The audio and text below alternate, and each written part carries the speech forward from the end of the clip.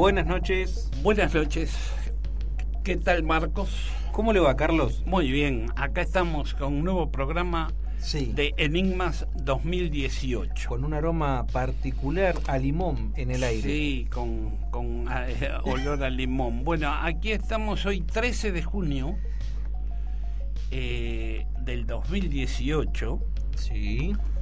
Con nuestro programa que quiere dilucidar los enigmas del universo. Tratamos. O los enigmas sin resolver o misterios sin resolver. O cualquier cosa que nos llame la atención, como hacía al público le puede llamar la atención, y por eso le damos los números de teléfono, que son 011-2879-0713, 011-2879-0713. Hace rato que estamos con este programa, o no hace en realidad tanto, pero yo me debería haber aprendido el número de teléfono, pero no, lo tengo que leer miércoles tras miércoles. Así que el número es, Carlos, 28790713. Y por Facebook nos pueden también ver www.facebook.com/Radio Atilra. Bueno, comenzamos con una mala noticia. El miércoles que viene no estamos porque es el Día de la Bandera. Se conmemora en Argentina el Día de la Bandera, que es 20 de junio. Próximo miércoles es feriado. Bueno, no vamos a estar porque no trabajan en la radio, pero bueno, estaremos el 27 para avisarle a la gente para que sepa. Ahora vamos a hacer la presentación de este programa que tenemos hoy. ¿Qué tenemos para hoy? Tenemos primero para llamar a un investigador, el señor Mario Lupo, que nos va a hablar de astroarqueología, además de ovnis. ¿Qué es la astroarqueología? Antiguos astronautas, ¿te parece? Ahí me parece. Se entiende mejor de que los teóricos de la astroarqueología piensan, aceptan, afirman que fuimos visitados por antiguos astronautas en la antigüedad, que a ellos le achacan la construcción de las pirámides, Machu Picchu y todas esas construcciones, que hay algunas que hoy día todavía no se pueden realizar, según dicen, como las pirámides. Me suena un nombre, un alemán creo que es, ¿no? Muy estudioso del tema, que ha escrito varios libros. Erich von Däniken. Sí, tiene muchos libros sobre esto, sobre no sé si antiguos es astronautas, pero es uno de los más guiados. Antes eran antiguos astronautas, ahora le han puesto astroarqueología, es lo que el nuevo nombre. Pero sí, el programa también que están dando en los videos es antiguos astronautas. Sí. Después vamos a hablar, si podemos, con Juan Pablo Gómez, que nos va a contar también un poco del congreso que hubo este fin de semana en Victoria, Entre Ríos. Sí. Que él estuvo como invitado. Sí. Y nos va a contar un poquito. Nos va a contar que algunas de las exposiciones que hubo. Bien. Y después tenemos tengo una grabación de un caso ocurrido en Salta, en la localidad de Cachi, que tuvimos también ocasión de investigar, que es un caso muy interesante, también con policías que fueron testigos de este caso. Si tenemos tiempo lo vamos a pasar porque es muy interesante este caso. Y después tenemos otros casos para pasar, como tenemos un caso también de Parera en La Pampa. Ya nos pusimos un poquito ya más misteriosos, ¿no? Sí, y también tenemos otro caso también en La Pampa, sobre una aparición que hubo en ese pueblo de La Pampa, en Parera, y también otro caso en ese mismo pueblo de policías que fueron digamos, acompañados por una luz, no digamos perseguidos por un ovni, pero fueron acompañados en un viaje por una luz extraña. Bueno, no me preguntaste qué preparé para hoy. ¿Qué tenemos? De mi parte nada. Pero no, vamos a ver si podemos comunicarnos con Damián Pérez. Damián Pérez nos contactó hace ya unos años a través de la página que tenemos nosotros, por lo menos que teníamos anterior, que era JIFE, de General Rodríguez. Charlamos con él, creo que nos hemos visto en algún que otro congreso o algo por el estilo. Y Damián Pérez posee una de las páginas sobre esta temática OVNI. Creo que si no es la más grande de Latinoamérica en miembros, estoy más o menos cerca. Así que vamos a ver si le podemos hacer un llamadito y tratar de charlar con él un poco, si quiere salir al aire. El miércoles pasado estaba conectado. El miércoles pasado estaba conectado, sí, y ya que está hablando de conectado, le vamos a mandar saludos a la gente que nos está viendo por Facebook. Edith Olivera, Estela Maris, mirá, Pablo Daniel Bancroft nos manda saludo, dice que se ve y se escucha muy bien, así que muy muchísimas gracias. Saludamos entonces. Así que hola Pablo, hola Edith. Hola a todos los que están del otro lado, por lo menos en Facebook. Calculo que nos escuchan también en aire, así que algunos habrá. Algunos locos escuchando ahí ahora. Así que bueno, hacemos la primera pausa y vemos si nos comunicamos con Mario Lupo para tener una charla interesante. Astroarqueología. ¿Existieron los antiguos astronautas alienígenas? Las pirámides de Egipto, ¿quiénes las construyeron? Hay mucho por comentar.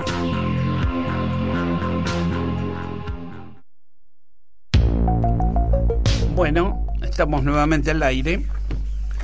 No sé si tenemos el llamado ya. A ver, hola Mario. Hola, ¿qué tal Carlos Vale? ¿Cómo te va? Buenas noches. ¿Cómo te va? ¿Qué decís? Muy bien, señor. Bueno, tranquilo ahora en casa. Acá hacemos la presentación. Mario Lupo, un investigador de muchos años también. ¿Qué tal, Mario? Buenas noches, Marcos te habla. Buenas noches, Marcos. ¿Qué tal? ¿Estás? ¿Cómo te va? Bien, ¿usted? Muy bien, muy bien. Trátame de vos, no me trate de usted. Es una cuestión de respeto. Yo puse el pisador de astroarqueología o antiguos astronautas porque sé que astroarqueología. Que vos habés viajado bastante y has visto bastante por Sudamérica y creo que tenés alguna historia para contar. Mirá, el tema sudamericano es bastante interesante en tema en esto que se ha dado en llamar astroarqueología, ¿no? O la arqueología, digamos, que escapa a la normalidad de los hechos, ¿no? Aparecen determinadas elementos, construcciones que muchas veces escapan al normal discernimiento de los hombres de ciencia. Y obviamente, o sea, esas cosas que nos interesan a todos, a vos, a mí, a Marcos también, bueno, intentamos indagarla, ¿viste? A mí me interesa mucho. Vos sabés que la astroarqueología tiene un inicio, bueno, el gran iniciador de esto es un soviético. Ajá. Vos lo sabés también como yo, ¿no? Te habrás leído y te habrás deleitado con sus libros. Se me viene von Däniken a la mente, pero no sé si estamos hablando... No, porque él es alemán. Anterior a von Däniken, mirá. Anterior a von Däniken, a Colosimo, a Bergier, que en alguno de sus libros tocó un poco el tema. Nos pusiste en un aprieto con el apellido. Así me estoy hablando de Kazantsev. Kazantsev. Kazantsev, que empezó a investigar. ¿Vos sabés? Kazantsev era un físico ruso. Mira. Pero la Unión Soviética ya por el 50 se estaba levantando hacía 5 años que había terminado la Segunda Guerra Mundial. Claro. Significa que no había mucho trabajo. Entonces, ¿qué hizo Kazantsev? Se dedicó a escribir cómics. Mira. Y dentro de los cómics, dentro de su investigación en los cómics, empezó a utilizar elementos reales para ingresarlo al cómics. Ajá. Y empezó a investigar cosas extrañas, bolitas de berilio a orillas del Mar Muerto, y sacó ahí la gran tesis ahí de la destrucción de Sodoma y Gomorra por fuego caído del cielo, que mirá. según él fue una deflagración nuclear directamente que cayó sobre el lugar y que conformó el Mar Muerto. Y estas bolitas de vidrio fueron las supuestamente por él, o sea, de acuerdo a su deducción, a su criterio, fueron formadas por una fuente calorífica muy grande comparada a una detonación nuclear, un ejemplo. Y a partir de ahí empezó a surgir toda esta idea de que fuimos visitados en el pasado por seres de otros mundos, por tecnologías desconocidas, Claro. tal vez los mismos que hoy esas luces que vemos en el cielo. Después, bueno, lo fueron siguiendo, Colosimo, también Erich von Däniken, y tenemos muchos, yo diría muchos padres de esto llamado astroarqueología. Sí. Sí, bueno, no me acordaba mucho de Kazantsev, pero claro, estás hablando del año 50. Años 50. Yo recibí una revista que se llamaba Aura Z de Rusia, Ajá. en castellano. Estaba Sí. suscripto yo a esa revista y venían también muchos hechos anormales, digamos, anómalos que Anómalos, sucedían en Rusia. Había fotos que ya hablaban de los orbs en los años 80. Ya se hablaba de los orbs, había fotos de gente que le sacaba fotos y atrás aparecían cientos de esferas. De esas esferas luminosas que Exacto. aparecen en muchas fotos, ¿no? Sí, los Y famosos una gran orbs. controversia, ¿viste? Para algunos, Sí. Para algunos son especie de espíritus encarnados, para Sí. otros son efectos de la humedad, Claro. ambiente en el momento de la O foto. también se me viene a la mente lo que pasó en Chernobyl, que fotos mientras la gente trabajaba en los reactores se obtuvo Sí. muchísimo material filmográfico y bueno, muchas de ellas revelaban manchas o cosas que eran producidas por la radiación del lugar, ¿no? Así, Exacto, pero exacto. no, a ver, se notaba que era algo entre químico, mecánico tal vez, no como las orbes, Claro. se nota que es algo físico Sí. que está ahí, ¿no? Vos sabés una cosa, vos sabés que estás hablando de Chernobyl, Sí. y me voy a permitir apartarme un minutito Pero del por tema. favor, mira, ¿Vos te doy un sabés? poquito, te doy una hora si querés para que hables. No, es demasiado, el programa es suyo, no Ah, mío. lo hacemos entre todos. Yo me permito agregarle cosas a la persona que nos está escuchando. Permitido, Por ahí totalmente. es un tema interesante. Sí. Yo fui amigo de un ciclista que en Ujú. realidad fue raidista, que dio la vuelta al mundo. Un italiano que vivió en Argentina muchos años, ahora fallecido lamentablemente, don Gian Leone. Vos sabés que Bueno. Gian Leone con su bicicleta pasó muy cerca de Chernobyl, Mira, años más tarde del escape radiactivo que hubo y que Ujú. tuvieron que cerrar esta usina nuclear, ¿no? Y vos sabés que lo agarró cerca de Polonia una lluvia que le dejó marcas en el cuerpo. cerca de Porque Polonia. era lluvia radiactiva todavía. Ajá. ¿Te acordás que hubo un momento en que acá se pusieron los estados de alerta por papa comprada a Polonia muy barata? Bueno, esa Sí. papa supuestamente tenía eso. Tenía, sí, se Mira. hablaba. Tenía a determinado índice alto de radiación a radioactividad. causa de la lluvia. Sí. Puh. Bueno, pidamos que esto de las centrales nucleares, un elemento tan peligroso, sean observadas con más atención, ¿no? Sí, creo que hablamos, ¿no? de energía nuclear, de reactores. Acá cerca tenemos a Lima. Nosotros hablamos como si fuese hidroeléctrico, ¿no? Y estamos hablando de algo medio peligroso si Mayormente se casi trata todas mal. las usinas son hidroeléctricas. Claro, Eléctricas. eléctricas. Todos los generadores eléctricos, un momento que fue barato, digamos, la creación de energía a través de usinas nucleares directamente, ¿no? Un ejemplo como tenemos en nuestro país Atucha, ¿no? Que fue Atucha. una de las primeras, o la primera en Sudamérica. Sí. Mirá. Y si estamos hablando de Rusia, podemos hablar de Tunguska también. El misterio de la Tunguska. Pavadas de... Sí, te escuchamos. Si vamos a hablar de cosas extrañas. Carlos te pincha, Lupo. Vos sabés que el primero...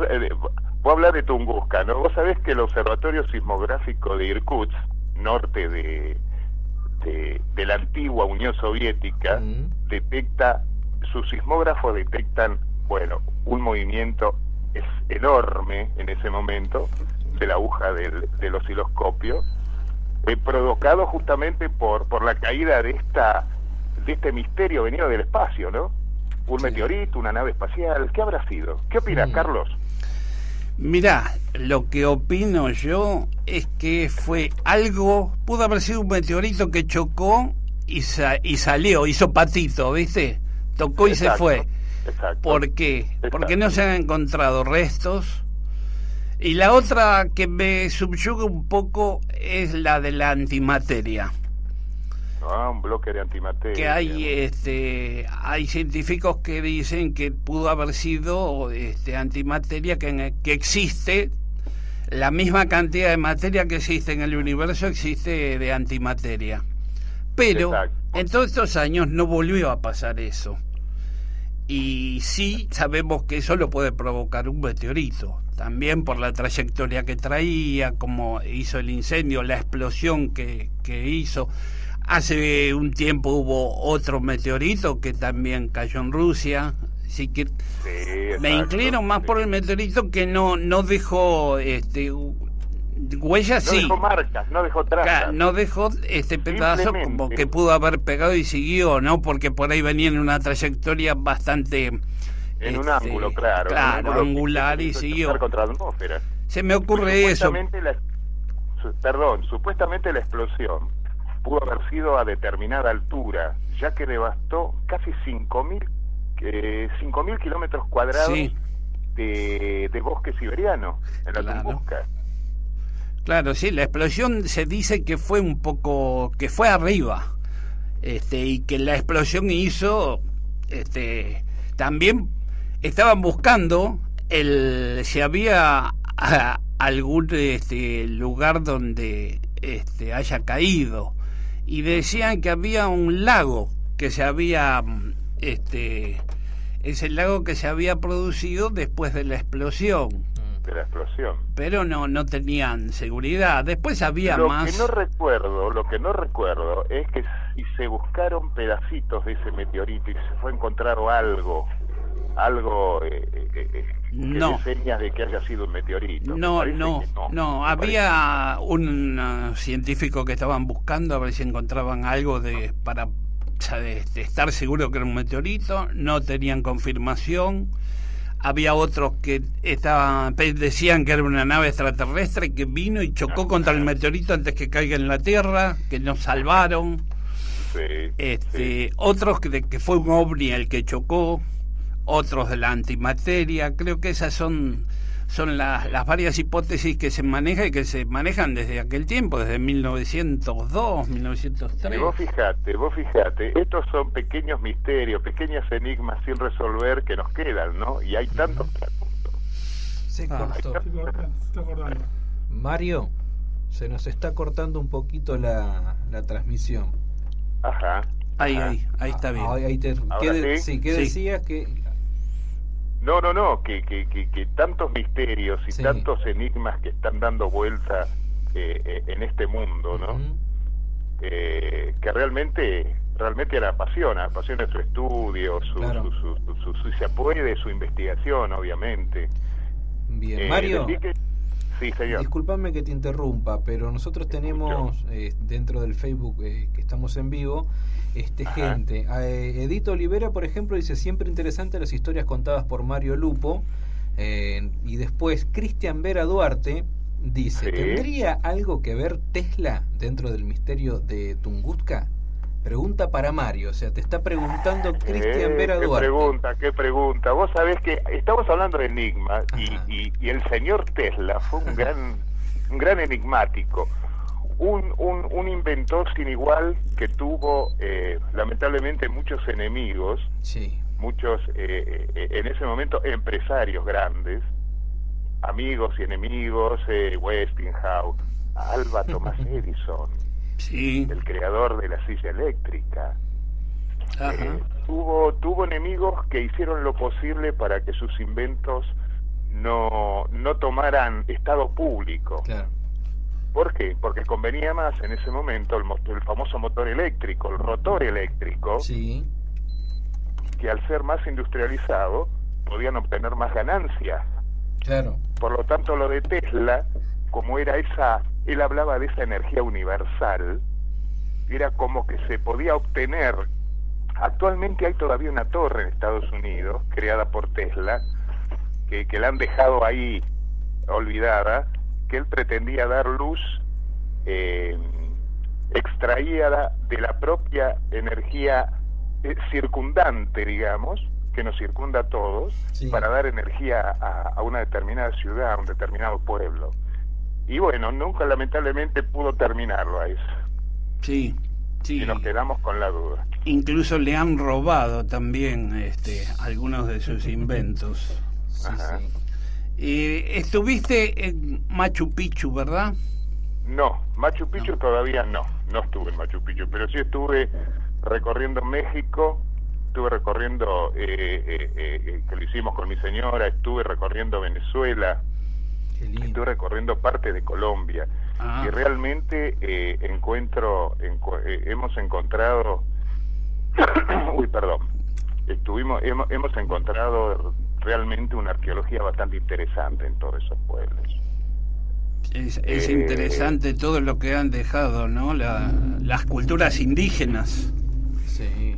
Las culturas, vos sabés si uno cuando habla de lo indígena habla de lo viejo, de lo antiguo. Vos sabés que eran pueblos muy evolucionados.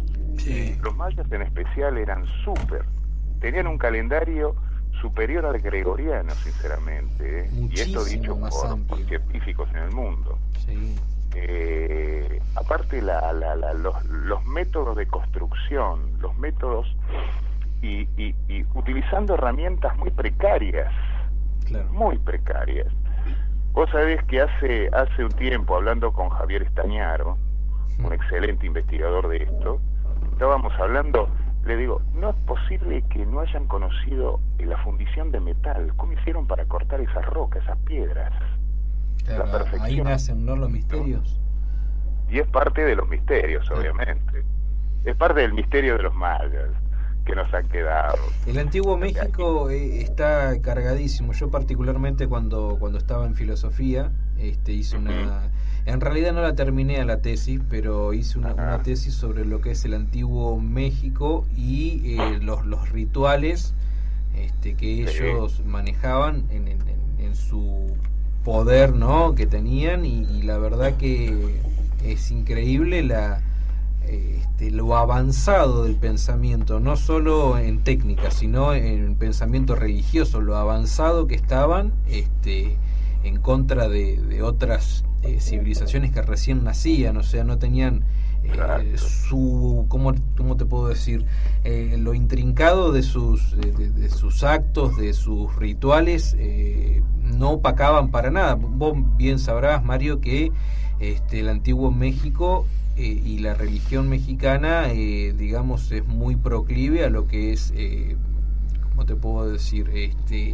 Los rituales con sacrificios humanos. Bueno, yo te puedo asegurar que después de todo lo que he leído sobre el antiguo México, lo que hacían en el sacrificio humano no le resta absolutamente nada de... ¿Vos sabés? Sí. Vos sabés que en México estuve hablando con mexicanos descendientes de maya, Sí. en los alrededores de Chichén Itzá, en los alrededores de Tulum o Cobá. Y vos sabés que le decía, ¿por qué abandonaron sus ciudades? Y ellos, uno de ellos me decía, pero jamás abandonamos. Me estás mirando a mí, fíjate a tu alrededor y vas a encontrar todavía muchos mayas.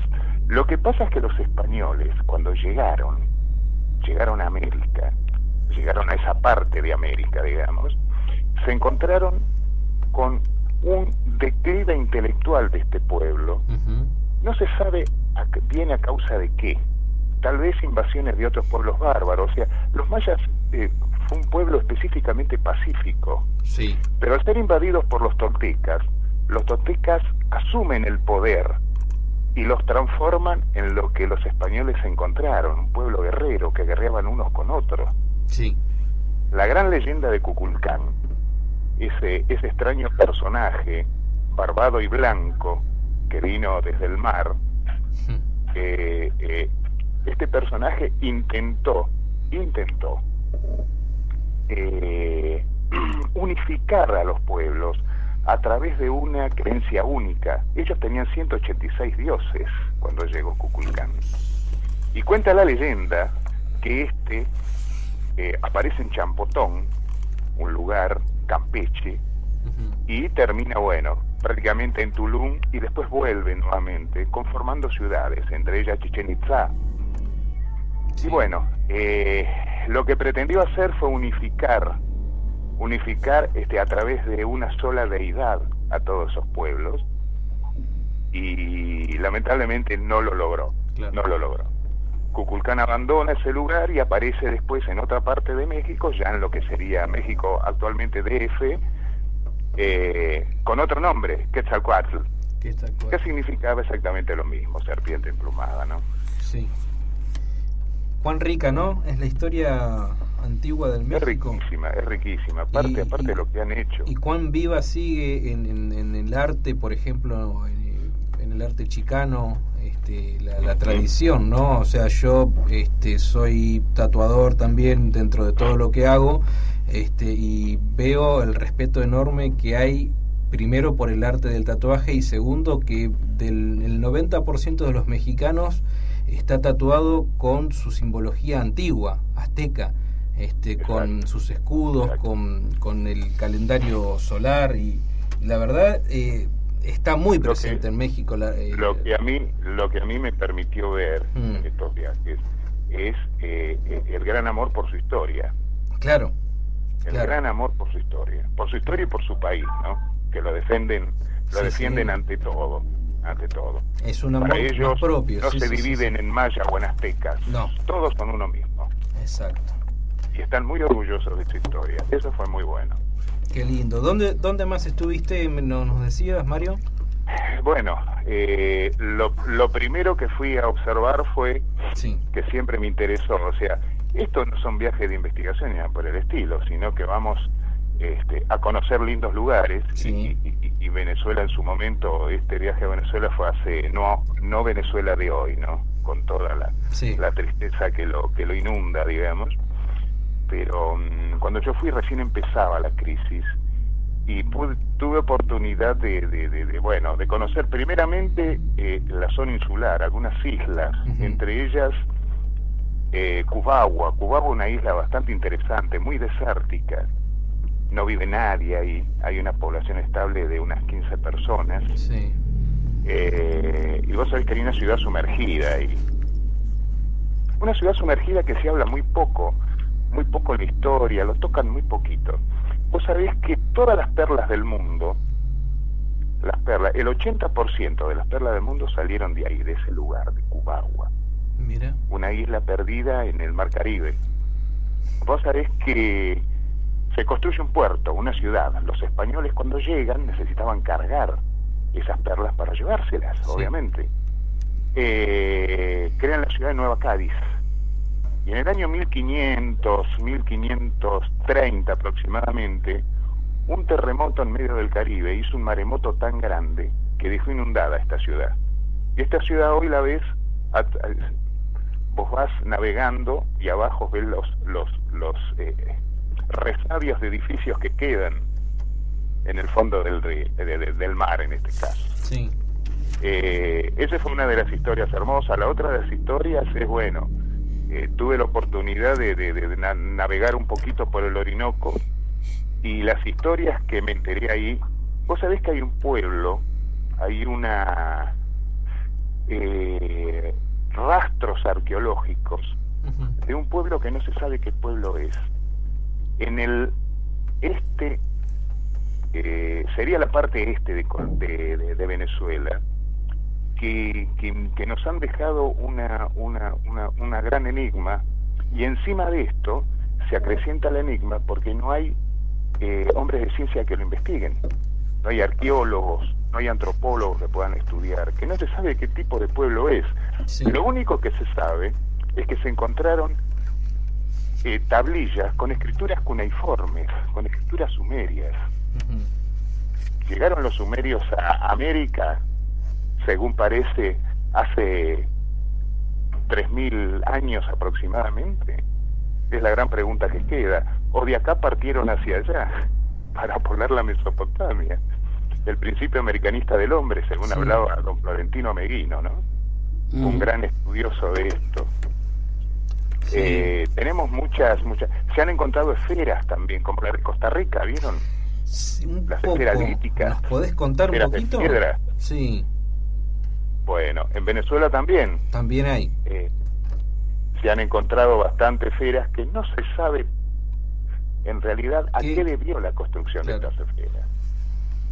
Había un arqueólogo norteamericano que las estuvo estudiando hace muchos años, se llamaba Lothrop, que decía que posiblemente sean señales de una dirección, señalaban una dirección, no se sabe hacia dónde. Sí. Pero si a esto le sumamos las esferas de Costa Rica, bueno, ahí podemos sacar ya una deducción de pueblos tal vez venidos del mar. Y ahí entramos en otra leyenda, en otro mito, la legendaria Mu, ese continente que desapareció, que tal vez hayan provenido de esos lugares, o de la misma Polinesia. Sí, esas esferas son muy extrañas, ¿no? Porque son muy pulidas, muy bien hechas. Muy bien hechas. Y vos sabés una cosa, estas esferas en realidad están desparramadas por todo el mundo.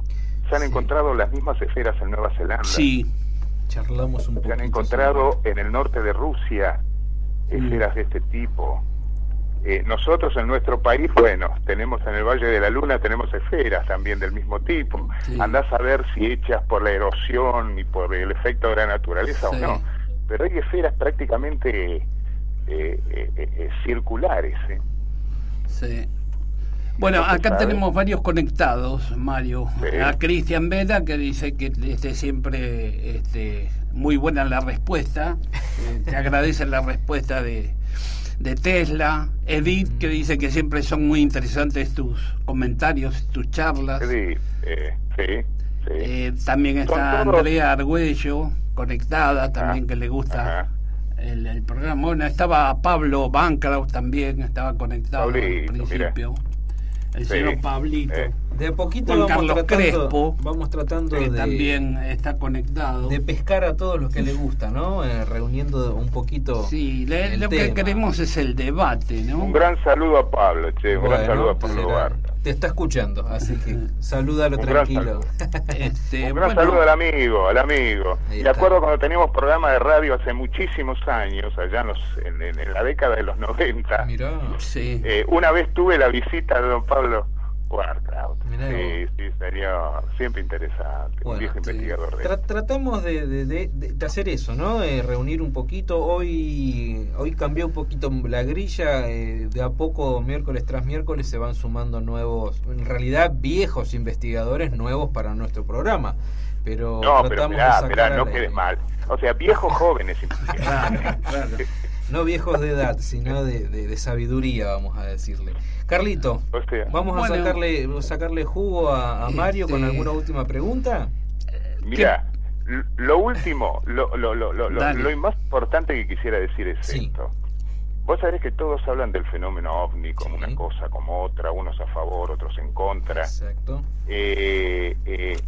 Para mí el fenómeno ovni es un disparador, así, un disparador de conciencia. Uno cuando investiga en esto, que se va adentrando en otros conocimientos, bueno, el fenómeno es un disparador de conocimiento. O sea, lamentablemente el que está en esto, o favorablemente el que está en esto, tiene que aprender un poquitito de astronomía, un poquitito de física, de técnica aeronáutica, un poco de todo. Nos vemos obligados a aprender. Estamos obligados. Sí. Estamos obligados y al mismo tiempo estamos obligados también a obtener más información de gente que está en los medios, en esos medios. Eso es la investigación, o sea, hace falta conversar con astrónomos, con biólogos, con físicos, con técnicos aeronáuticos. Químicos. Exacto, señor. Sí, es verdad, porque a lo largo de los años que uno investigó, fue adentrándose hasta en filosofías espirituales, como la teosofía, muchas veces, parapsicología, todo eso, también uno va entrando en ese camino y se va abriendo, como decimos, es un disparador el OVNI. Porque en los años 80, 75, 80, cuando se puso de moda la filosofía New Age, la filosofía New Age es una gran coctelera donde se entremezcló todo. Sí. O sea, los ovnis, la parapsicología, el tarot. Todo uno. O sea, hicieron de todo una sola cosa. Y yo creo que el fenómeno ovni por ahora es único. Sí. Podrá tener alguna similitud con otras cosas, con temas adyacentes, digamos, al fenómeno ovni, pero el fenómeno ovni es digno de ser investigado para mí como algo concreto. Sí, además es muy apasionante. Concreto que nos abofetea todos los días, ¿no? Nuestra faz pensante está siendo abofeteada por esto, como diciendo, acá estamos, investíguennos. Y es tan fuerte que cuando uno entra después no puede salir de eso. Es muy difícil. La corriente es muy fuerte, sí. Mario, yo siempre digo que... Sí, señor. Edith Olivera dice que se nombró a Mu, y sería bueno conocer sus conocimientos, o sea, hacia vos se refiere sobre esta civilización legendaria. Nosotros te estaríamos invitando a un nuevo llamado porque ya estamos un poco no hay excedidos. Ningún inconveniente. Así me que llaman. A Edith Olivera le podemos llegar a contestar en otro programa. ¿Qué te parece, Mario? Me parece muy bien, me parece perfecto. Dale. De mi parte... Y los dejamos con la incógnita hasta el próximo. Claro. Eso te iba a proponer, no adelantar nada. No solamente porque somos mala gente, ¿viste? No solamente Mu vamos a hablarle después, a contestarle, sino también de la Atlántida y de Lemuria. Ahí estamos. Exacto, señor. Así hacemos completo los continentes perdidos. Carlos es una gran juguera, Mario, Carlos, Marcos, ¿y qué les parece si no podemos hablar de los subterráneos? Bueno, a mí eso me encanta. Porque las leyendas nos cuentan la espeleología es un arte de investigar cuevas, ¿no? ¿O espeleología? Espeleología, digamos, la famosa tierra hueca. La famosa tierra hueca de Raymond Barnard, o de un excelente investigador argentino, don Héctor Antonio Pico, lo conocí muchos años. Fallecido, pero que el recuerdo imborrable de las charlas con él es tremendo. Listo. Bueno, Mario, vos te pusiste en oferta, así que no arrugar después, porque te vamos a exprimir. Bueno, muchísimas señores. Gracias, Mario. Excelente. No, gracias a vos. Gracias, Carlos. por el tiempo y bueno, nos comunicamos otra vez como hacemos con todos. Muchísimas gracias a vos y muchísimas gracias a los oyentes. Dale, excelente comunicación. Hasta luego. Adiós. Un abrazo. Un gran abrazo. Hasta luego. Bueno, buenísimo. Así da gusto hablar con gente, ¿no? Interesante, serio, con conocimientos. Eso es lo que nos y gusta tratamos de hacer eso y un poco también hacer hablar de todos estos temas y hacer la polémica, digamos, armar un poco de lío, un poco de todo.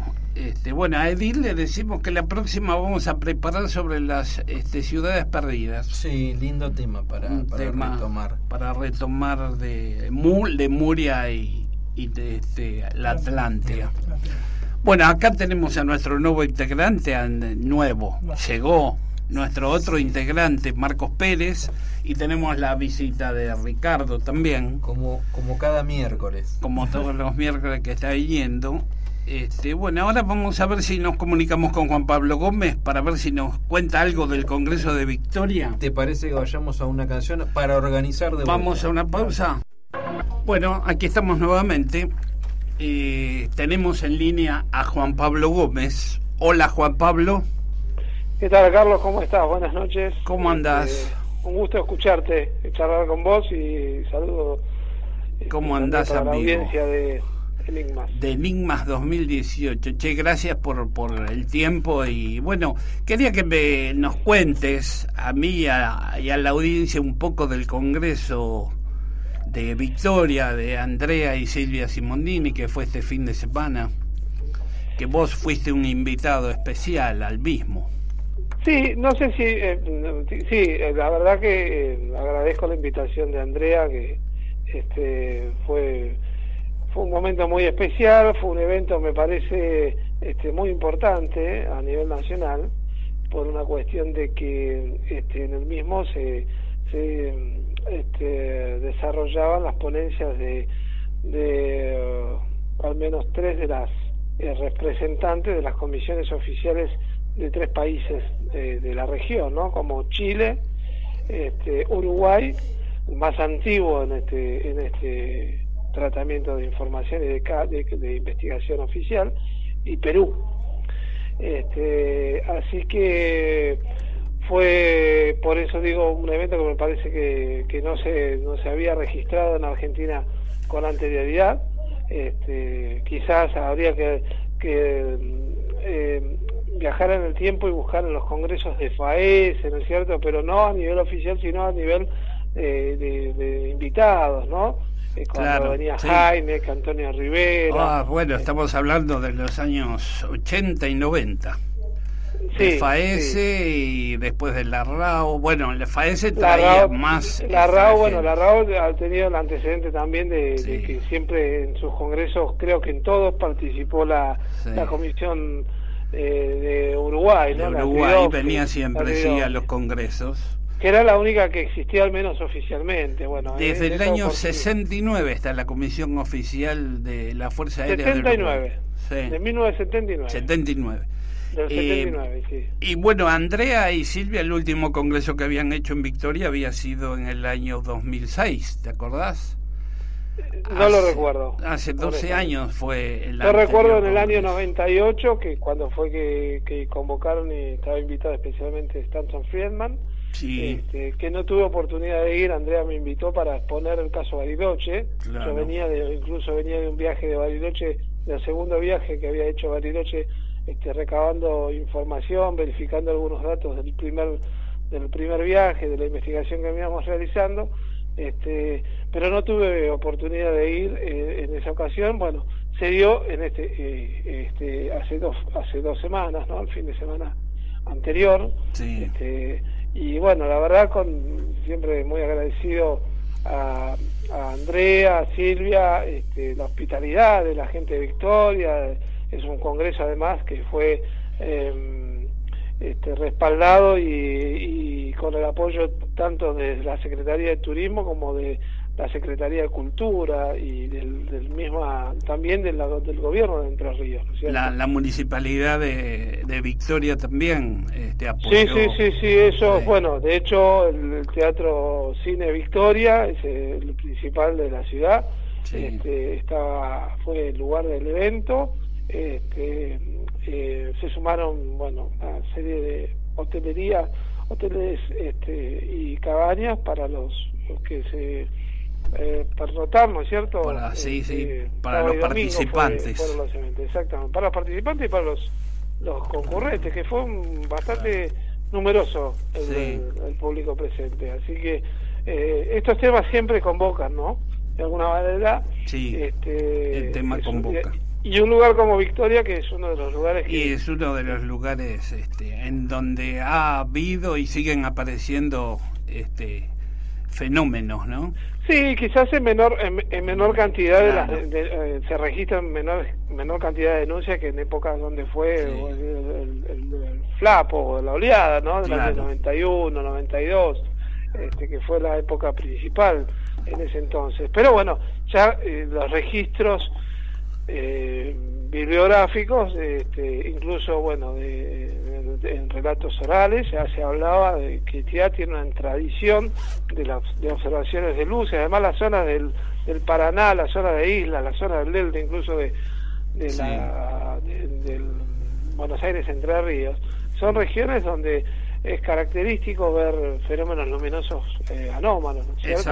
Exacto. Los pescadores ya tenían, ya nos daban testimonios en ese entonces, ¿no? Y antiguos también. Entonces, bueno, fue un lugar muy especial. Victoria está muy lindo, Victoria ha crecido a través del puente. Mucho.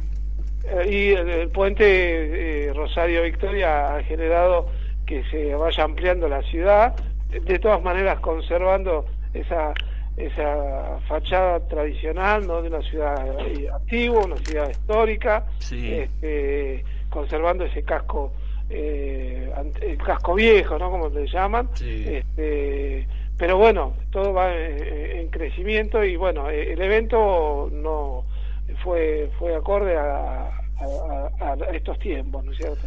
Bueno, el famoso Cerro La Matanza, que siempre que vamos a Victoria vamos a investigar ahí y a poner los elementos, los aparatos para ver algo, ¿no? Claro.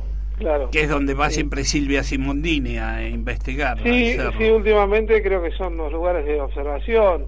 Sí. Incluso, bueno, tuve el gusto de saludar también, además a una de las testigos principales de los años 90, que fue Baby de Basaldúa. Sí. De Basaldúa estuvo presente como también, ¿estaba? Sí, estaba como espectadora del Congreso, muy interesada, estuvo los 2 días, una señora ya mayor, pero que y me acuerdo que habíamos ido a la casa de ella, que tenían la estancia a orillas de la Laguna del Pescado. Exactamente, la estancia de la Pepita, que incluso ella era muy hospitalaria con los investigadores. Sí, hemos estado ahí, incluso, bueno, ellos han tenido casos, han visto pasar naves. Bueno, ella en realidad, digamos, fue la que denunció las primeras observaciones de ese en entonces. Victoria. Y a raíz de sus testimonios y a raíz del pedido a la gente de que vayan a su estancia a ver lo que ella veía, es que se acerca también, se va corriendo la voz, se acerca el camarógrafo, creo que era de apellido Pereira, y registra esas imágenes que dieron vuelta al mundo, podríamos decir, ¿no? Sí, fueron las primeras avistajes en Victoria. Exactamente. Que incluso creo que la mujer que trabajaba ahí en la estancia también tuvo un hecho extraño, ¿no? Sí, yo no recuerdo muy bien ahora, porque tampoco digamos, yo con la época de Victoria, yo viajé a Victoria ya en el año 94, 95, en las oportunidades con Hemisferia, con Daniel López, Carlos Imbaramo. No he tenido la posibilidad de relevar Victoria en los años 91, yo me estaba iniciando recientemente, había acabado en el 89, terminé la secundaria, así que en esos años todavía estaba viendo de qué manera me lanzaba recuerdo el tema, ¿no? Recuerdo porque estábamos juntos en el grupo. Pero sí, Claudio Misca, que siempre que él tuvo oportunidades de viajar en varias oportunidades, incluso se quedaba varios días, se tomaba varios días para investigar, y él ha hecho un trabajo bastante profundo de Victoria. Publicó su informe en una revista que hace poco la pude subir a las redes sociales, y es un informe que bueno, fue un informe especial en una revista de divulgación de temas afines, que se editaba desde entonces en los años 90 acá en la ciudad de Buenos Aires. Y él tuvo oportunidad incluso de ser testigo, ¿no? de esas luces. Sí. Juan Pablo Gómez. Sí. ¿Qué tal? Marcos te habla, ¿cómo te va? ¿Qué tal, Marcos? Mucho gusto. ¿Cómo Bien, estás? el gusto es mío. Creo que estoy hablando con... Vos decime, Carlos, si yo exagero, ¿no? Porque yo por ahí exagero. Vas a exagerar, seguramente vas a exagerar. No, con uno de los investigadores más coherentes y más respetados por su trabajo, obviamente... creo que conocés, ¿no? El caso Bariloche, Juan Pablo. Sí, el caso Bariloche, bueno, El caso Bariloche tuve oportunidad de investigarlo y de hacer un trabajo conjuntamente, nada menos que con Oscar Uriondo, ¿no? Sí. Con el profesor Oscar Uriondo, un pionero en el tema OVNI que ya había publicado libros a mediados de los años 60, ¿no? Claro. Planteando desde una perspectiva cientificista, ¿no? Sí, eso. Aportando, creo que un registro y una mirada muy importante para esa época, claro. Ya.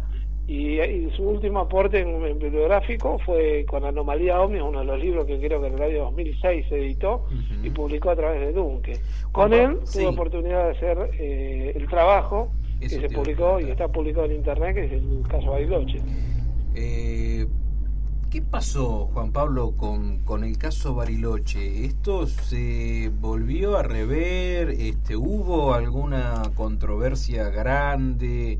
¿Pudiste saber un poquito más sobre si esto trascendió? ¿Si alguien quiere minimizarlo o algo de eso? En realidad, bueno, a ver, en el Congreso justamente uno de los casos que se ponían, que no los puse yo, los puso muy bien Carlos Yurchuk. Porque, digamos, comentamos a la audiencia que el Congreso fue en el marco, digamos, de la campaña que viene haciendo Sephora, con el pedido de desclasificación de los informes de las Fuerzas Armadas Argentinas, ¿no? Todos aquellos informes que todavía pueden estar en sus archivos, que cada vez a cuentagotas se van conociendo. Entonces, en este marco, el Congreso estaba enfocado a la investigación oficial del fenómeno OVNI, por eso la presencia de los representantes de las comisiones oficiales de la región. No estuvo presente la Comisión de la Fuerza Aérea Argentina. Y sobre el caso Bariloche incluso también estuvo el testigo, uno de los testigos principales, que fue el comandante Jorge Polanco, estuvo presente en el Congreso. Él dio una pequeña charla, no hablando del caso en sí, sino de sus experiencias anteriores y posteriores a la observación de Bariloche, que también las tuvo, no en esas dimensiones que la del 31 de julio de 1995, pero sí experiencias que él no le pudo encontrar explicación, y algunos recuerdos también a los testigos ya fallecidos del caso, como fue el comandante Gaitán y el comandante Zipuzaga, ambos pilotos de gendarmería. Y el caso en sí, desde el momento que surge, ¿no?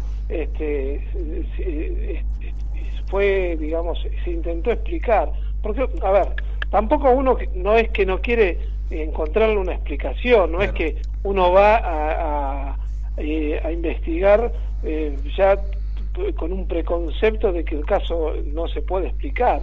Fue un caso realmente que llamó poderosamente la atención, tomó estado público de forma inmediata, en los medios fue un boom, los testigos fueron básicamente, y eso es lo que contaba también Polanco en el Congreso y en las charlas personales, fueron asediados por los medios, porque no era habitual ver un piloto de aerolíneas argentinas salir a declarar y a contar una experiencia OVNI ocurrida justamente además sobre un espacio aéreo restringido y peligroso como es el de un aeropuerto, un objeto que se aproximó mucho al avión violando las normas aeronáuticas, al avión en procedimiento de aterrizaje, y además habiendo otros testigos como personal del aeropuerto y también personal de otro avión en vuelo que se estaba aproximando a Bariloche esa noche, que fue el avión de gendarmería, además de algunos testigos de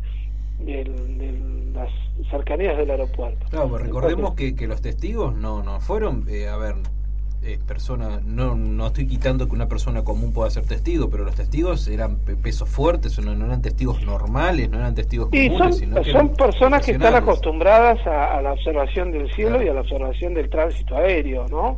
Porque si bien se habla y se hace hincapié, y una de las cosas dice que, digamos, no se los consideran testigos calificados porque se pueden confundir. Lógicamente que se pueden confundir porque son personas, son seres humanos, pero a lo que vamos a lo que se apunta es decir, bueno, son personas pero que están habituadas a la observación de tránsito aéreo, de fenómenos atmosféricos, es decir, de alguna manera pueden ser confundidos, pero se tienen que dar ciertas condiciones especiales, que es la que a veces se busca para explicar el caso Bariloche. De entrada, bueno, en su momento ya se intentó explicar con confusiones astronómicas, con confusiones de reflejo de luces de máquinas pisanieves, esas eran las planteos que hacía Janusz en su momento. O sea, nosotros en el año 96 decidimos, porque considerando que el caso estaba bastante bien documentado desde lo periodístico, porque los testigos dieron testimonio directo, ¿no?, a los medios, y también en programas de televisión que estaban todos registrados y grabados. De todas maneras decidimos iniciar la investigación de cero, porque había algunas lagunas que el caso tenía, o algunas confusiones en cuanto a la secuencia de las observaciones. Sí. En base a esas dudas decidimos hacer una investigación desde cero, empezando a hablar con cada testigo. Hablamos con Polanco, con toda la tripulación del avión de aerolíneas, con la tripulación del avión de gendarmería, en mi caso viajé a Bariloche en una oportunidad para hablar con los miembros de la Fuerza Aérea, que fueron testigos de esa noche. Se obtuvieron los informes de la Fuerza Aérea, se obtuvieron los audios de la torre de control. Es decir, tratamos de aportar para un futuro toda una serie de documentación y de testimonios, que decir, bueno, sobre esto se puede en algún futuro trabajar en analizar esa experiencia, ¿no es cierto? Juan Pablo, sí, Carlos. Yo sé que investigaste este caso alrededor de 10 años, ¿verdad? Y habremos iniciado, sí, lo que pasa es que lo publicamos, hicimos un informe preliminar, que fue el que quedó en internet, básicamente, en la Gaceta OVNI, mucho antes, ¿no? De todas maneras, lo que pasa, y vos lo sabés bien, Carlos, que cuando uno se adentra en una investigación, en un caso además complejo, como complejo en el sentido de los distintos testimonios, de la cantidad de testigos, tratar de darle, digamos, de prolijar la secuencia y no deformándolas, ¿no? Prolijándolas en base de manera, tratamos de manejarnos de manera rigurosa. Nosotros expusimos el caso de una manera de que cada secuencia, cada testimonio estuviera respaldado por otro testimonio. Claro. Es decir, en la investigación a veces nos surgían, en el caso por ejemplo del personal del aeropuerto, es decir, nos surgían cosas que en realidad no habían ocurrido tal cual lo decían, ¿sí? Porque descubrimos como que eran a veces que llenaban sus ciertos espacios o lagunas con lo que otro había dicho. Entonces dijimos, bueno, partamos y tomemos esta base, pongamos la secuencia en función de lo que cada testimonio puede ser respaldado por otro. Claro. Lo que vio tal está respaldado porque el otro aseguró que exactamente. Entonces de alguna manera fuimos armando algo que sea sólido en cuanto a lo testimonial, porque si no es como que el trabajo queda, además de confuso, queda muy bien, sin base sólida, ¿no? Para terminar, se me ocurren dos preguntas, a ver qué pensás vos. Ojo. El otro día alguien que trabaja en el aeropuerto, en el aeroparque, me dijo que el caso Bariloche fue conocido, fue dado a difusión porque Polanco tuvo que hacer un escape en la primera parte cuando quiso bajar al aeropuerto, ¿no? Que si no hubiera sido conocido, dijo el caso, no se hubiera sabido. Es decir, como tuvo que elevar un informe por su primer escape que tuvo que hacer, de ahí dice que donde se conoció el caso. Y la segunda pregunta, cuando hace el segundo intento de aterrizar, que se corta el grupo electrógeno, ¿no pudo haber sido también que se haya cortado ese grupo electrógeno por algún tipo de energía, electromagnetismo o algo que ese aparato podía estar afectando al aeropuerto? Mirá, para la primera pregunta el mismo Polanco lo cuenta en sus testimonios, es decir, él transcurrida toda la experiencia, hacen una reunión con el personal del aeropuerto, es incluso el jefe de turno del aeropuerto el que se acerca al avión, a la tripulación cuando ya estaban en tierra, y estaba como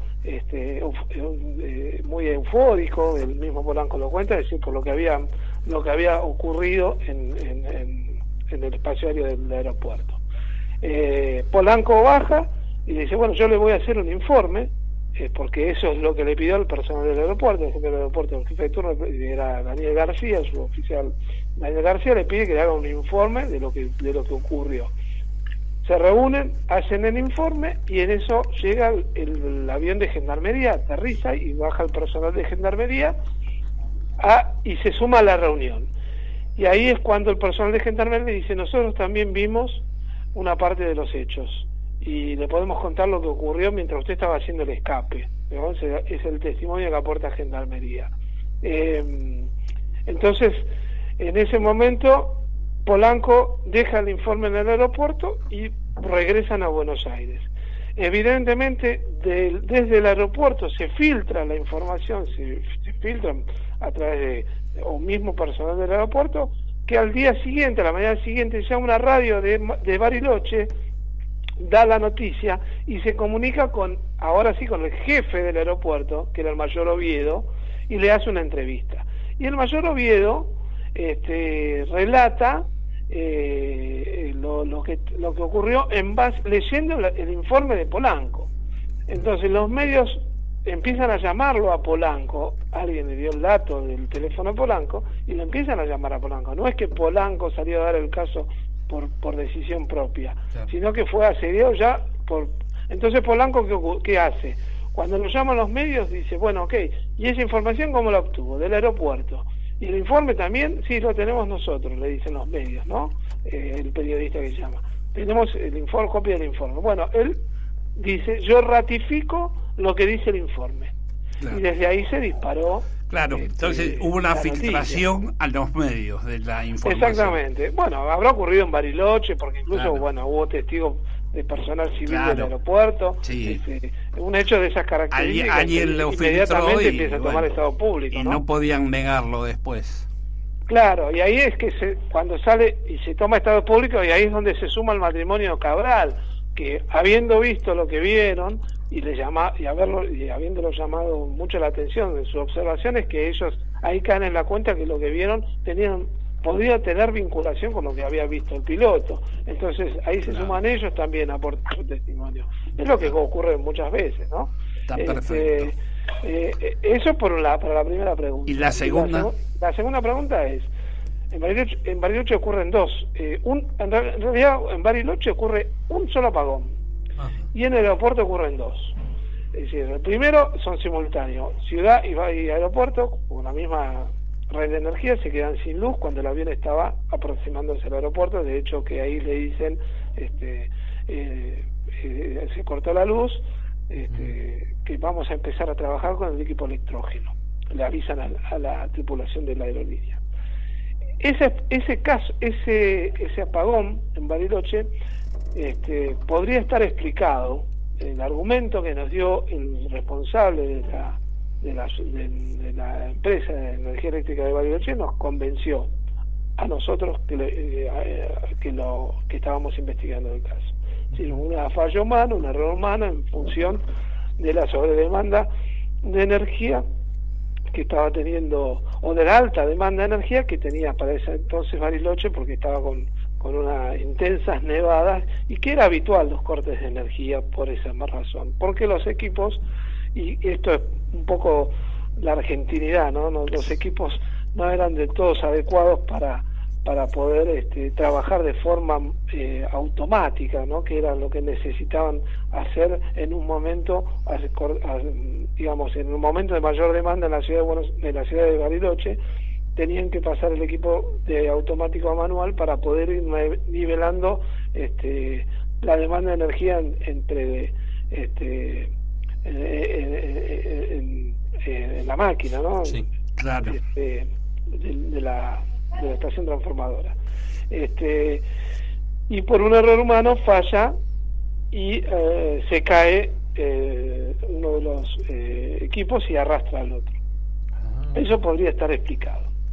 Ahora, el caso de la caída del equipo electrógeno, porque digamos, el avión seguía haciendo el procedimiento de aterrizaje con el equipo electrógeno. La luz se había restablecido en la ciudad de Bariloche, y el avión estaba haciendo el procedimiento con el equipo electrógeno, y se lo hacen saber. El aeropuerto decidió, para no arriesgar todo el procedimiento y por el temor, me imagino yo, de que se vuelva a cortar la energía eléctrica en la ciudad, trabajar con su equipo electrógeno. Un equipo electrógeno que tiene que ser adecuado para atender la demanda que requiere un aeropuerto en un caso como ese, ¿no? No estamos hablando de un equipo improvisado. Entonces, ¿qué sucede? Mientras el avión está en final, desde torre de control recibían el llamado de la gente del equipo electrógeno, que estaban a cargo del equipo, le decían, por favor no prendan las luces de pista todavía porque el equipo está a full. Entonces, cuando el avión ya estaba llegando, prenden las luces de pista para el aterrizaje, porque otra no le quedaba, y ahí es cuando se produce la caída del equipo electrógeno. Está. Cuando prenden las luces de pista, que es demasiada carga para el equipo, y ahí salta ahí se pasó de revoluciones el equipo y se produce la caída del equipo. Listo. Ahora, la cuestión es, y la pregunta que nos hacemos nosotros es, ¿por qué si el aeropuerto estaba con sus luces restringidas al máximo, ¿sí? Muy pocas luces estaba utilizando en ese momento el aeropuerto, generan en el equipo una sobredemanda de energía, ¿sí? Siendo un equipo adecuado para el aeropuerto y que estaba en uso habitual del aeropuerto. Entonces, ¿por qué esa sobredemanda? En el momento en que el avión estaba lo más cercano a lo que era la vertical del aeropuerto con el OVNI en formación. Entonces, eso es lo que nos llama la atención. Y ¿por qué esa sobredemanda, no habiendo incluso prendido todavía la luz de pista y teniéndola, y eso está en la información? Y esa sobredemanda también pudo haber sido porque el fenómeno estaría consumiendo algo de esa energía. Bueno, ahí uno empieza a teorizar en ese sentido, ¿no? A lo mejor decir, bueno, estamos ¿por qué? En base a los antecedentes que tenemos en la casuística OVNI, ¿no? Claro, exacto. En base a los antecedentes que sabemos que ocurre eso, ha ocurrido en varios casos, ¿no? Sí, los testigos se encargaron de aclarar de que en los aviones no sufrieron ningún tipo de desperfectos. Sí. Pero también, además de la caída del equipo electrógeno, se produce un comportamiento, se prenden los equipos de torre que se habían apagado, se prenden los y empiezan a funcionar alocadamente. Eso fue, y también está registrado y testimoniado por los testigos. Eso no lo sabía. No lo sabíamos. Son dos cosas que suceden en el momento en que el avión está haciendo el escape. Se produce la caída, se acababa de caer en la luz por la sobredemanda que tenía, aún no habiendo prendido las luces principales del aeropuerto. Es decir, que en torre de control hubo otro fenómeno también asociado. Sí. Ellos denuncian que los equipos empezaron a dar números sin sentidos. Un lujo, la verdad, que escuchar el caso Bariloche o... Juan Pablo, la próxima que te llamamos queremos que nos hables del caso Lo Turco investigaste en Lobos, que también es un caso extraordinario, ¿verdad? Sí, es un caso muy interesante, muy importante, y una de las cosas que uno hace, y eso es lo que antes te quería comentar, Carlos, uno dice, 10 años, porque en realidad siempre va buscando datos, ¿no? Nuevos datos, o tratar de chequear alguna información que uno fue obteniendo en su momento. Por ejemplo, en el caso de que el caso había sido investigado, el de Bariloche, por la Fuerza Aérea Argentina, por la comisión de la CITEFA que tenía en ese entonces, y uno con el tiempo va tratando de ir cotejando o tratando de encontrar más testimonios, juntando más en el caso de Lo Turco también hice ese trabajo, de que con los años yo me iba volviendo a comunicar con el testigo y preguntándole nuevamente, y volvían a contar exactamente lo mismo. Nunca cambiando su testimonio, una manera de ir y además tratando de saber cómo quedó el testigo, o cuál fue la impresión que le quedó al testigo de su experiencia. Bueno. Pero un seguimiento, como quien dice. Lo único que me queda acá un sabor amargo de que no sigas investigando. Pero bueno, a lo mejor el día de mañana comencemos nuevamente a investigar juntos. Bueno, lo que pasa, Carlos, que vos bien sabés que para investigar es muy importante viajar. Sí. Ir a buscar los testimonios de forma directa, obteniendo de primera mano la información. Sí. Entonces, una vez es la vida, digamos, a medida que se va comprometiendo, te va llevando por otros caminos. Se va haciendo compleja, sí. Y uno no tiene a lo mejor el tiempo o los fondos necesarios para poder solventar ese tipo de viajes que hacíamos en ese entonces, ¿no? Porque nos íbamos varios días a distintos lugares, muchos kilómetros. Participaste también activamente en esa época. Creo que hicimos un trabajo bastante importante en cuanto a esto no es modestia, no es algo personal, sino que es un trabajo en equipo que decíamos muy importante a través de Gaceta OVNI. Creo que dejó huella. Yo creo que sí. Bueno, ahí están las huellas en la página, en la web todavía, pero creo que era una de las cosas principales y fundamentales de la investigación OVNI es el testimonio de primera mano para tener la información y además tratar de registrar, ¿no?, esas observaciones o esas luces o esos fenómenos que hablaban los testigos. Entonces hacíamos abordábamos ambos de distintas maneras, ¿no? Así Pablo, que bueno, lamentablemente ante la imposibilidad de poder hacerlo, uno prefiere dar un paso al costado y esperar. No, pero estás activo ahí, todavía hay cartuchos, digamos, para no, hoy a lo mejor estoy enfocado más a buscar en cuestiones de historia, haciendo algunas investigaciones, llamémosla, de interés histórico, a lo mejor para lo que es mi zona, mi región. Y yo vivo en el partido Almirante Brown, así que creo que estoy muy entusiasmado con eso. Bueno. No soy historiador, pero sí, bueno, uno de alguna manera aplica un poco lo que aprendió en el tema OVNI también, ¿no? Sí. En la búsqueda de datos. Juan Pablo, ¿qué hay del encuentro que ibas a hacer Bursakovny? Mirá, la intención está, la intención era hacerla para este año, pero bueno, creo que habiendo tomado noticia de la jornada que se hacía en Victoria, me parecía que era recargar a lo mejor o complicar más de una presencia. Así que bueno, la intención es quizás el año que viene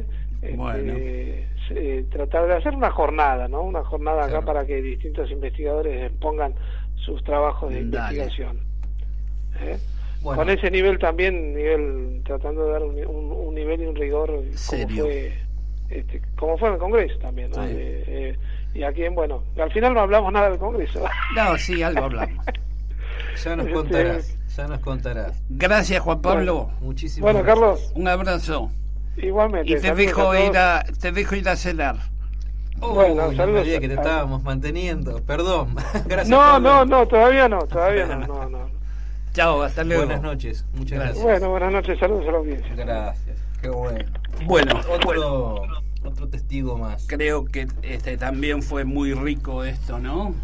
Más Juan que Pablo, otro investigador. Un gran investigador, Juan Pablo. Bueno, acá Pablo Bancroft dice que hubo un homenaje a Guillermo Aldunati. Esto habrá sido en el Congreso. Y porque Guillermo Aldunati, que es Santa Fe, rosarino, hace muchos años que investiga. Y le hicieron un homenaje en el Congreso de Victoria. Eso es lo que nos dice Pablo. Bueno, Andrea dice muy buena la radio. Horacio Emilio Pistoni dice muy buena entrevista. Y así tenemos saludos a Pistoni, a Andrea. Bueno, tenemos ahí varios Cristian Duarte, que dice que tendremos que invitar a Javier Estañaro. Sí, lo voy a llamar en cualquier momento. Lo llamamos para que nos hable de la Cueva de los Tallos, que él ha investigado también eso y ha estado en el Centro de Espeleología. Edith Olivera dice que qué bueno que tratemos Mu, Atlántida y Lemurio En la próxima. Lemurio para la próxima. Lemuria. Lemuria. Y bueno, y dice que también la pregunta era para todos, no solo para Mario. Ajá. A ver si encontraba. Claro. Bueno, gracias a todos los que se comunican y como saben siempre queremos hacer el debate. De a poquito vamos sumando. Ahora vamos a una pequeña pausa, espero que les haya gustado las entrevistas y después vamos con el audio del caso Cachi, lo presentamos y a ver si lo quieren escuchar en esta media hora que nos queda porque es muy interesante. Había alguien que nos había comentado que iba a viajar a Cachi. Edith Olivera. Para Edith Olivera que va a viajar a Cachi, que escuche este caso y después va a saber por dónde anda la recta Tintín y la cuesta del Obispo. Y si Edith Olivera nos quiere llamar después de su viaje y contarnos, está invitada. Y me parece que después la vamos a tener que llamar para que nos cuente. Sí. Vamos a una pausa. Vamos a la pausa. Encuentros cercanos. ¿Existen los ovnis? ¿Qué hay detrás del fenómeno? Averigüémoslo juntos.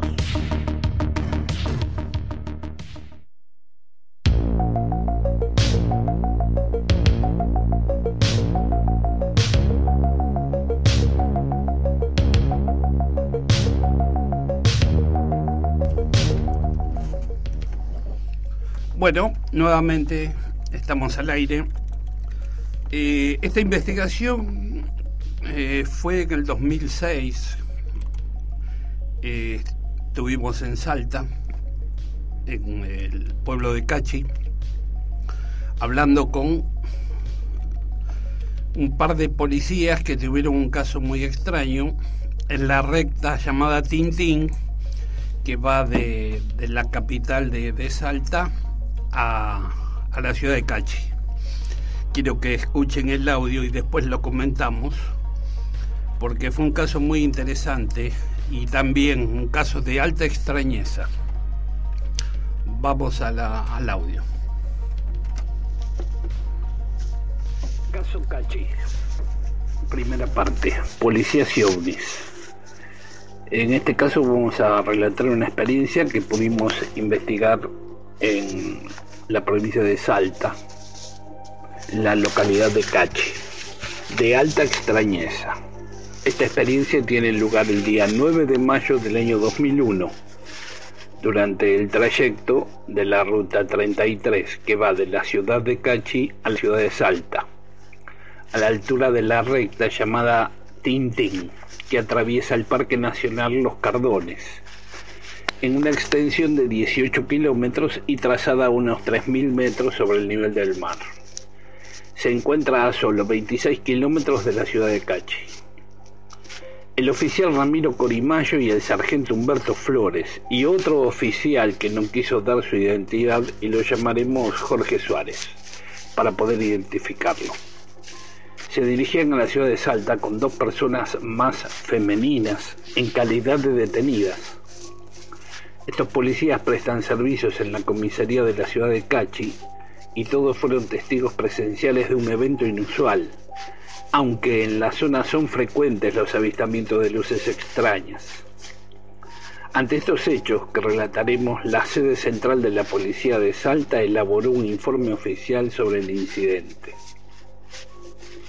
Alrededor de las 4 de la mañana de ese día salen de la ciudad de Cachi. Iban en el móvil policial al volante el sargento Flores, a su lado como acompañante el que vimos en llamar oficial Jorge Suárez. Detrás del asiento del piloto iba el oficial Corimayo, a su lado una de las personas de sexo femenino presuntamente imputada en una causa, y en la parte trasera la otra persona femenina también presuntamente imputada en una causa, cubierta por una lona para evitar el frío nocturno, porque la camioneta trasera abierta.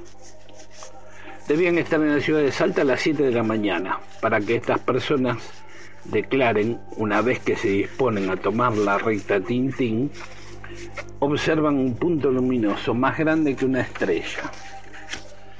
Avanzamos por la ruta número 33, dice Corimayo, y ya en el ingreso a la recta Tintín, donde está el Parque Nacional Los Cardones, hacia el este, más o menos a la altura de los Cerros Tirados, que están a unos 20 a 30 kilómetros de distancia, Flores me dice: mire un farol. Efectivamente, ante la indicación de Flores, el oficial Corimayo detecta el punto luminoso y recuerda los tan referidos faroles que suelen aparecerse durante la noche a los viajeros por esa zona. Flores, con el objeto de llamar la atención de la rareza, prende las balizas de la camioneta y en cuestión de segundos esa luz estaba al lado del móvil policial. Nosotros seguíamos circulando y eso se puso a nuestra izquierda. El objeto efectuó una rápida traslación y en un instante superó varios kilómetros para ponerse a una distancia no mayor de 400 metros de la camioneta y elevado a una altura no mayor de 40 metros del suelo. Ahí nos dimos cuenta que no era un farol, comenta Corimayo. En ese momento pudimos ver que el objeto tenía una dimensión mayor que la esperada, es decir, varios metros de diámetro. Aunque era difícil precisar una cifra porque la potente luz no nos dejaba ver bien su tamaño. El cuerpo iridiscente predominaba en una forma esférica, pero con un cuerpo principal de mucha intensidad lumínica.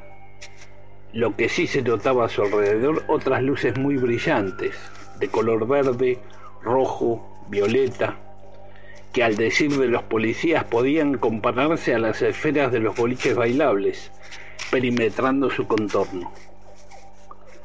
Las luces del objeto nunca se apagaron, siempre estuvieron encendidas. Era como un árbol de Navidad intermitente. A medida que nosotros poníamos las luces bajas o altas de la camioneta, lo mismo hacía el objeto. Nos acompañó unos kilómetros a la velocidad nuestra, que era mínima, y ese objeto siempre a la par nuestra. De a ratos ascendía y descendía. Durante los 18 kilómetros que tiene de extensión la recta Tintín, la velocidad de circulación del móvil policial no superó los 30 kilómetros por hora, debido a la atención que pusieron los protagonistas en el encuentro. Hasta aquí la primera parte.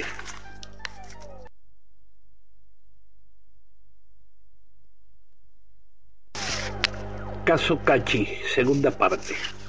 Hace notar Corimayo que iban prácticamente a paso de hombre y que ello sirvió para ver la estructura y los movimientos del fenómeno, que mantenía una distancia regular y constante con respecto al móvil policial.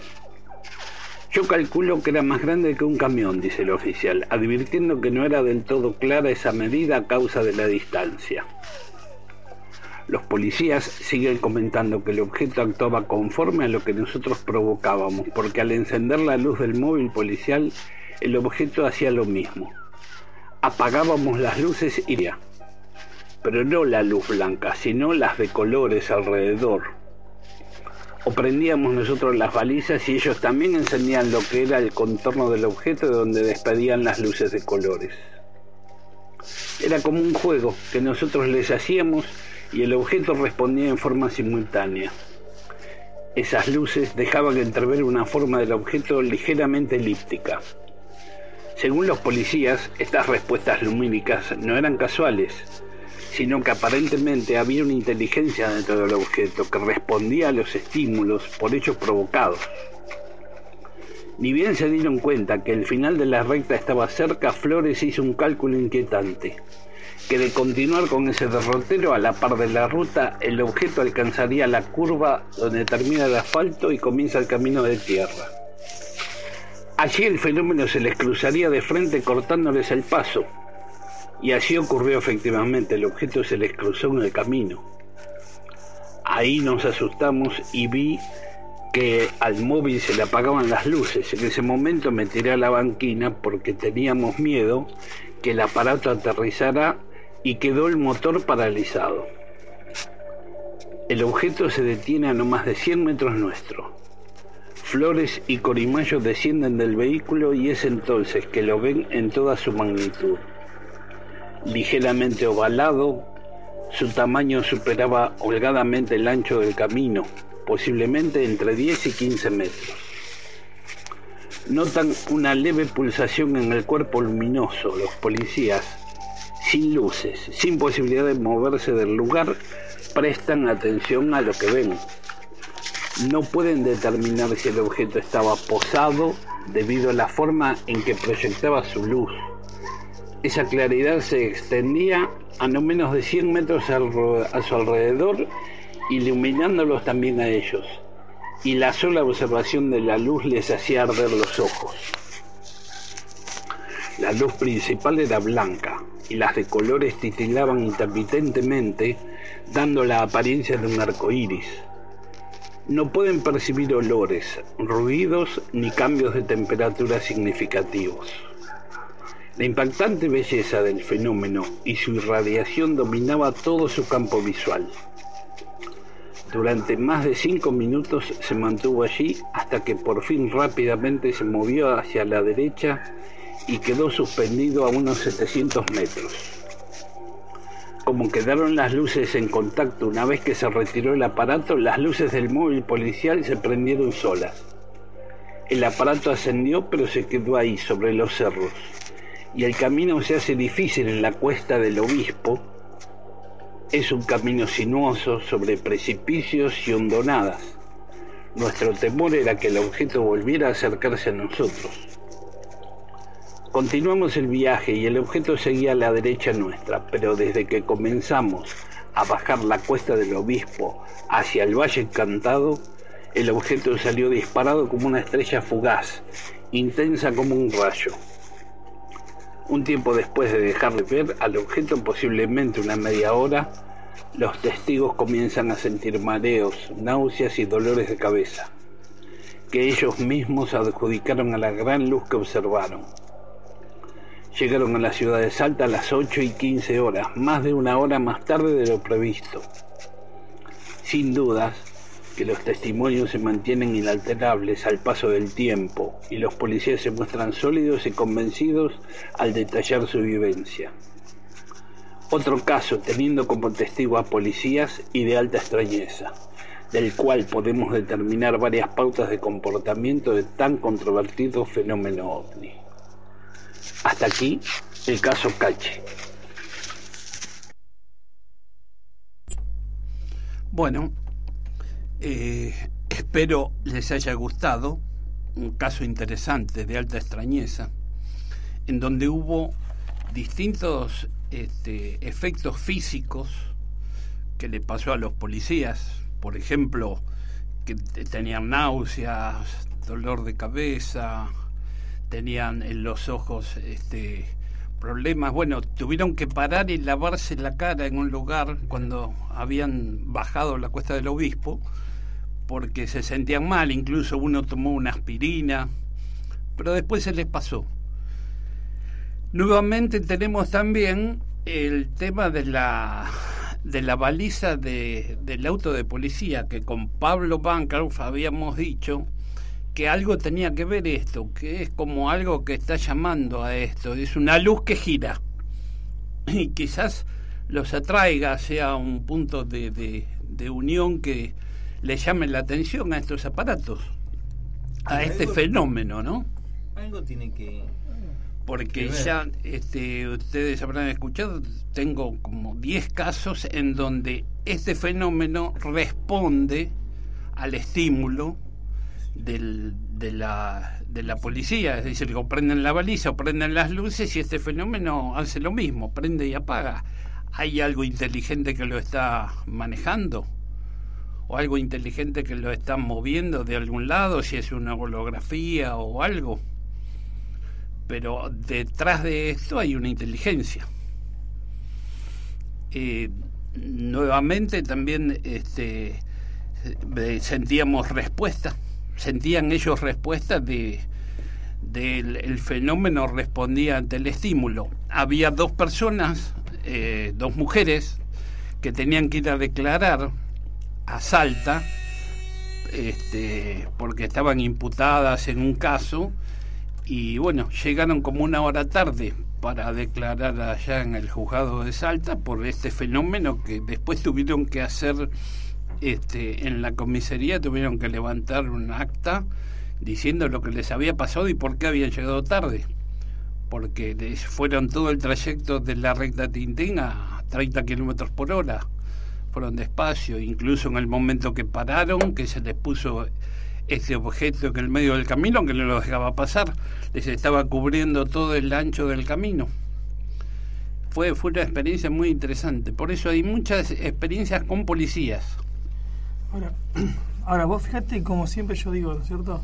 Vos fíjate, siempre hay patrones, tanto como la mutilación de ganado, como los policías, es verdad, siempre tienen una respuesta. Ajá. A las sirenas o a las balizas. Encima es una respuesta. Claro, es una respuesta inteligente.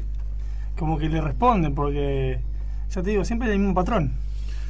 Sí. Bueno, acá Edith Olivera dice muy buen caso. Y está también Beto Yáñez, que también un amigo, un investigador de muchos años, que lo vamos a llamar también un día para que nos cuente algunos de esos casos que él conoce también en Uruguay, porque él viaja mucho a Uruguay y tiene muchos casos buenos de ahí. Un saludo a Yáñez. Y bueno, este caso fue del 2006, que estaban involucrados estos policías, y también se levantó este testimonio, y ese lugar, la recta Tintín, la Cuesta del Obispo, toda esa zona es un lugar donde se han visto muchas luces extrañas. Incluso sé de un testigo que contó que, yendo por la recta Tintín, vio salir como una bola de fuego desde el piso hacia el cielo. Eso nos contó también una persona que viajaba por ahí. Y después también había una combi que también andaba por ahí, que vio pasar algo delante de ellos como un meteorito, pero que nunca cayó, que también una luz, una bola de fuego. Hay muchos casos extraños en esa zona. Bueno, de hecho hay un investigador ahí en Cachi que hace muchos años que investiga y que tiene muchas fotos y casos relevados. Es un investigador muy conocido, no recuerdo ahora el nombre, pero ahí en Cachi está este hombre de hace muchos años que está investigando. Bueno, así que espero que después, cuando Edith vaya a Cachi, nos cuente a ver si averigua algún caso que haya pasado ahí, o si ve algún testigo, si puede sacarle alguna información, ¿no? ¿Que estás haciendo un pedido? Me pareció. Sí, porque si a ella le gusta el tema, creo que si va a investigar algo, va a sacar algún testimonio de alguna persona, a lo mejor, quizás se sigan viendo las luces, pero creo que sí, porque este señor sé que sigue investigando en esa zona, que él va de noche a investigar, porque ahí hay también un cielo muy lindo, muy limpio. Sí, ya sabe que esas partes arriba. Sí, está a altura, está a una altura interesante, que ahí se puede ver cualquier cosa. Bueno, hoy hemos tenido a Mario Lupo hablando de astroarqueología, Juan Pablo Gómez hablando del Congreso y del caso Bariloche. Impresionante. Y acá tuvimos el caso Cachi de Salta, y con eso se nos fue el programa. Pero creo que ha sido interesante. Gracias por todas las personas que se han comunicado y que nos han mandado mensaje. Y bueno, lamentablemente el miércoles que viene no vamos a estar, porque la radio está cerrada porque es feriado. ¿Me dejás agradecer una cosa? Por favor. La excelente picada que trajo nuestro amigo fue lo mejor del programa. No me vengas acá con las entrevistas, no. Lo mejor fue ese chorizo seco que trajo y aceitunita negra. Impresionante. Así que gracias. Gracias, Ricardo. Por eso no trajo mate hoy, porque el mate no iba con la picada. A mí me parecía raro. No trajo el bolsito del mate, se lo olvidó. No, pum, tomen. Ahí tienen picada. Bueno, muchas gracias. Nos escuchamos en 15 días. Estamos subiendo los programas ya pasados en YouTube. Hay que poner Enigmas 2018, todo junto. Entre paréntesis Radio Tilra. Ahí tienes programa 1, 2, 3, 4. Hasta el 8 se va a subir. Ya está subido hasta el 8. hasta el programa 8. Exactamente. Así que ahora espere, dentro de 2 o 3 días subo 2 o 3 más y así. Bien, vamos por el programa 19. Excelente. Así que estamos por la mitad más o menos. Sí. El que quiere escucharlos, puede entrar ahí a... ¿Cómo era la entrada? Enigmas 2018. ¿En dónde? Radio Tilra. ¿En YouTube? En YouTube. Radio Tilra Enigmas 2018. Bueno, ahí tienen los primeros 8 programas que hemos hecho, que también en cada uno hemos hecho entrevistas a distintos investigadores. Exacto. Bueno, gracias nos a la gente despedimos, también que Marcos. nos vio por Facebook. Marcos, gracias. Y hasta luego. Y hasta la próxima. Gracias. Hasta